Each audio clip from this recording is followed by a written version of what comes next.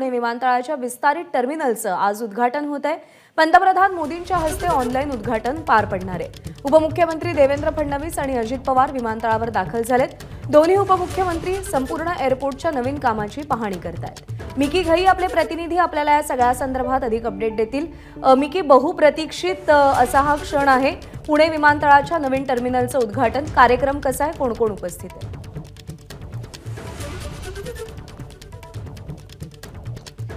प्रज्ञा, खरं तर आज पुणेकरांसाठी एक मोठा आणि खूप महत्त्वाचा दिवस म्हणावा लागेल, कारण गेले अनेक वर्ष पुणेकर या नवीन टर्मिनलची वाट बघून होते, कधी या नवीन टर्मिनलचं उद्घाटन होणार। आणि खूप सुंदर असं बांधलेलं हे संपूर्ण नवीन टर्मिनल जर आपण बघितलं तर खूप प्रशस्त असा हा नवीन एअरपोर्टचा टर्मिनल असणार आहे। आणि आपण समोर बघतोय एंट्रीचे या ठिकाणी छत्रपती शिवाजी महाराजांचा हा सुंदर असा हा पुतळा जो आज संपूर्ण या ठिकाणी सजवण्यात आलेला आहे। आणि याच नवीन टर्मिनलचं आज उद्घाटन देशाचे पंतप्रधान नरेंद्र मोदी यांच्या हस्ते ऑनलाईन पद्धतीने होणार आहे। त्यापूर्वी जर आपण बघितलं इथं स्वतः राज्याचे दोन्ही उपमुख्यमंत्री अर्थात अजित पवार आणि देवेंद्र फडणवीस हे दोन्ही या ठिकाणी उपस्थित आहेत। आणि काही वेळातच देशाचे पंतप्रधान नरेंद्र मोदी यांच्या हस्ते या नवीन एअरपोर्टचं उद्घाटन होणार आहे, या नवीन एअरपोर्टच्या टर्मिनलचं उद्घाटन होणार आहे। जर आपण बघितलं तर एंट्रीच्या वेळेसच या ठिकाणी हे सुंदर असा हा पुतळा या ठिकाणी आहे छत्रपती शिवाजी महाराजांचा। आणि जर आपण या नवीन टर्मिनलचा लुक बघितलं तर अगदी पुण्यात जसं वाड्यांची एक संस्कृती आहे, वेगवेगळे जे पुण्यातले महत्त्वाची ठिकाणं आहेत त्यांची हुबेहू इथं पूर्ण आपल्याला एक रेप्लिका आपल्याला दिसतो। वेगवेगळे चित्र या ठिकाणी लावण्यात आलेले आहेत। जर आपण वर बघितलं तर शनिवारवाडा असेल, त्याचबरोबर सदन कमांड असेल, त्याचबरोबर इतर जवळचे किल्ले असतील, तशा पद्धतीने इथं संपूर्ण या एअरपोर्टची या नवीन टर्मिनलची रचना करण्यात आलेली आहे। एकदम पुण्यात जसे वाडे आहेत, वाडे संस्कृती आहे, त्याचेच हुबेहू या ठिकाणी प्रतिकृती या एअरपोर्टला देण्यात आलेली आहे। खूप मोठा हा एअरपोर्टचा टर्मिनल आहे। खरं तर याची जर आपण जागा बघितली तर लाखो स्क्वेअर फूट मध्ये हा संपूर्ण टर्मिनल या ठिकाणी बांधण्यात आलेला आहे।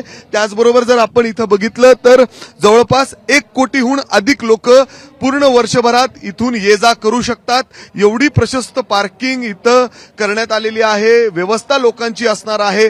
आणि पुण्याला खरं तर या एअरपोर्टच्या नवीन टर्मिनलची प्रचंड गरज होती, कारण खूप मोठ्या प्रमाणात लोक आता पुण्याहून देखील बाहेर वेगवेगळ्या राज्यांमध्ये किंवा काही फ्लाईट्स विदेशात देखील जातात। परंतु त्यासाठी आज हा खूप मोठा आणि प्रशस्त सुंदर असा हा टर्मिनल इथं तयार करण्यात आलेला आहे। आणि आपण आता कार्यक्रमाच्या ठिकाणी पोहोचलो आहोत, जिथं आता देशाचे पंतप्रधान नरेंद्र मोदी ऑनलाईन पद्धतीने हा संपूर्ण कार्यक्रम उद्घाटन करणार आहेत। आता जर आपण मंचावर बघितलं तर देशाचे बाकी नेते देखील या ठिकाणी आहेत, परंतु राज्याचे दोन्ही उपमुख्यमंत्री त्याचबरोबर इतर काही मंत्री, पालकमंत्री असतील, चंद्रकांत दादा असतील, हे सगळेजण या ठिकाणी उपस्थित आहेत।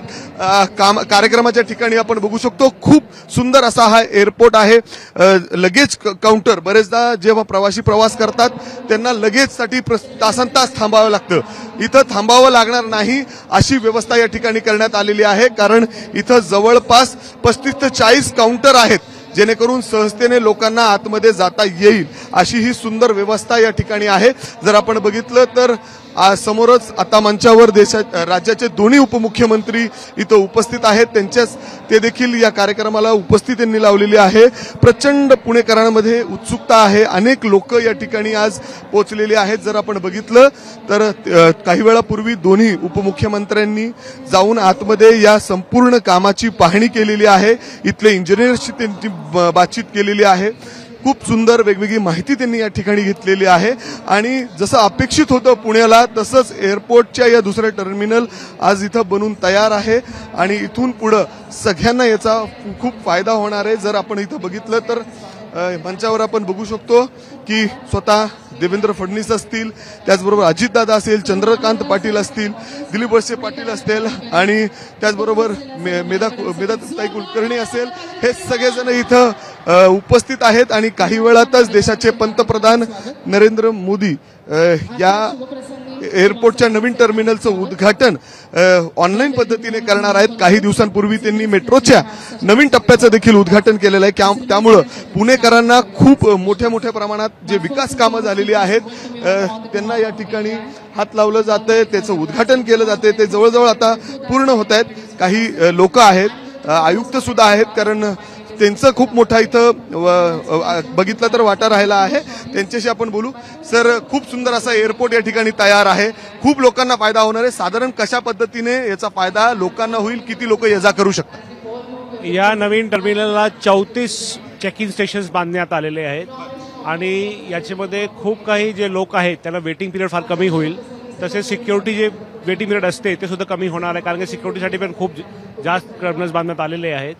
ह्या टर्मिनल एकदम सुसज्ज मॉडर्न, याच्यामध्ये लाऊंजेस आहेत, शॉपिंगची व्यवस्था आहेत, रेस्टॉरंट्स आहेत, असे सुसज्ज आणि मॉडर्न टर्मिनल पुण्याला आज मिळत आहेत. अगदी ही पुण्याची गरज होती आणि आपण बघतोय की वाडा संस्कृती देखील कुठेतरी जोपासण्यात आली आहे इथं. नक्कीच एकदम पुण्याचं जे आर्किटेक्चर आहे त्याला लक्षात घेऊन याची डिझायनिंग केलेली आहेत, हे नक्की आहेत.